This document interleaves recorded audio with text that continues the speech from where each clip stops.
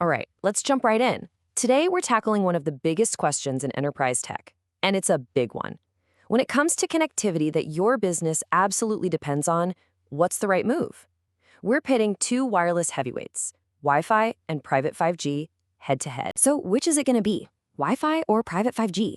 At first glance, it seems like you just have to pick one. But is there really a clear winner?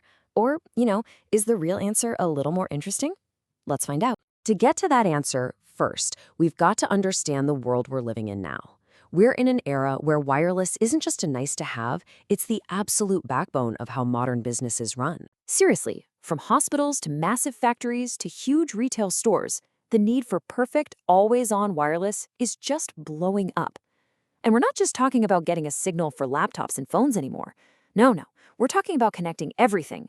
Life-critical medical devices, autonomous robots, and thousands of tiny little sensors all at once. Okay, so this brings us to the main event. In one corner, you've got the champ we all know and love, Wi-Fi. And in the other corner, the incredibly powerful challenger, private 5G. Let's really break down how they stack up, feature by feature. Everything, and I mean everything, starts with the airwaves, the spectrum. Think of Wi-Fi as a public highway. It's open to everybody, which is great, but it can get totally jammed up with traffic. Private 5G, on the other hand, gets its own private express lane. It uses clean, protected airwaves, like the CBRS band in the US, which means you get a smooth, super reliable connection that's free from all that digital noise that can mess with public Wi-Fi. And then there's the question of reach. Where can it go? Wi-Fi is awesome for what we call carpeted spaces, your typical office. But the moment you step outside or into a giant warehouse full of metal shelves that block signals, well, you're going to need a whole forest of access points to get it to work. Private 5G, though, it's built on powerful cellular tech, so it's made for huge scale. It can cover massive outdoor areas and push a strong signal deep inside complex buildings with way fewer antennas. Now let's talk about latency. That's just the delay between a command and an action. And the difference here is huge. It's the difference between good and guaranteed. Sure, Wi-Fi latency can be pretty low sometimes, but it's unpredictable. It can spike at any time. With private 5G, the latency isn't just incredibly low. We're talking as low as a single millisecond. It's also rock solid, totally consistent. And for a robot in a factory that needs to make a perfect weld every single time, that consistency is literally everything. Okay. Security. Both are strong, let's be clear. Wi-Fi has some great security with things like WPA3, but private 5G takes it to another level. It uses SIM card technology. Yep, the same kind of hardware security that protects your smartphone. It's a physical thing. This makes the whole network way more resistant to somebody trying to get in who shouldn't be. That's a huge plus when you're dealing with sensitive data. So this little chart kind of sums it all up. For quality of service, which is all about prioritizing important traffic, Wi-Fi gives it its best effort. But 5G, it can actually guarantee performance from one end to the other. For mobility, Wi-Fi is fine when you're walking around an office, but 5G is built for seamless handoffs, even in a vehicle moving at high speed. The big trade-off? Well, there's a ton of Wi-Fi devices out there. It's a mature ecosystem. The private 5G device world is growing, but it's still catching up. Theory is great and all, but how does this stuff actually play out when the rubber meets the road?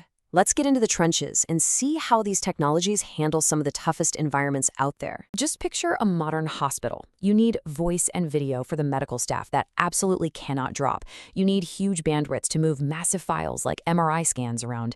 And most importantly, you need rock-solid, low-latency connections for those life-critical patient monitors. The list of demands is just incredibly diverse and, frankly, non-negotiable. So what's the verdict in a place like a hospital? It's a hybrid approach. It has to be. Wi-Fi is perfect for guest access, for visitors, and for sending large files that aren't time-sensitive. But for the really critical stuff, the heart monitors, the robotic surgery tools, you need the guaranteed performance of private 5G. It's simply the right prescription for the job. Now, let's switch gears to a smart factory. The demands here are just mind-blowing. We're talking motion control that needs 1 millisecond latency. You might have 100,000 devices packed into a single square kilometer, and you need what they call 6 nines availability. That's 99.9999% uptime. Because in this world, even a few seconds of downtime can cost a fortune. For this kind of high-tech factory automation with tons of sensors and perfectly synchronized robots, private 5G isn't just a nice feature, it's an absolute necessity. Wi-Fi, as great as it is, just can't keep up with these extreme performance demands. It's not what it was built for. So it seems pretty clear that for those really demanding jobs, private 5G is the winner, right? But what if I told you this whole showdown has a plot twist? What if they're not really rivals at all? And this brings us to what might be the single most important takeaway of this whole explainer. The right way to think about this is friends, not foes. It's not about Wi-Fi versus private 5G. The real magic, the real power, happens when you put them together. It's one of those cases where 1 plus 1 actually equals 3. The smartest strategy, by far, is a hybrid one. You use Wi-Fi for all the things it's great at, all those existing devices, general office connectivity.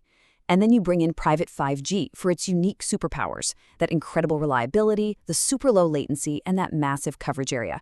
And the best part? A single in-house team can manage all of it, supporting every single digital need your business has. Okay, I know what you might be thinking right now. This all sounds fantastic, but isn't private 5G just for giant companies with huge budgets and an army of specialized engineers? I mean, that's the classic pushback, right?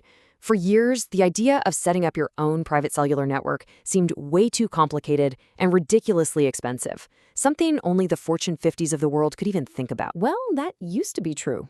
It really did, but not anymore. The game has totally changed with the arrival of modern, cloud-based private 5G networks. This new way of doing things makes it so much simpler that, for a lot of situations, the cost and the time it takes can be the same as, or sometimes even less than, a big Wi-Fi rollout. So how does this actually work? Well, it's all about delivering private cellular as a simple, cloud-based service. The same team that runs your Wi-Fi can now run this. And a really key piece of this puzzle is something called a carrier gateway. This gateway seamlessly connects your private network to the big public cell carriers. Providers like Highway 9 are experts at this. They deliver a unified private cellular solution that also works as a neutral host network, or NHN. What that means is it can bring the public carrier signals into your building, so you end up with one single, powerful, and easy-to-manage network for literally everything. So, I'll leave you with one final question to think about.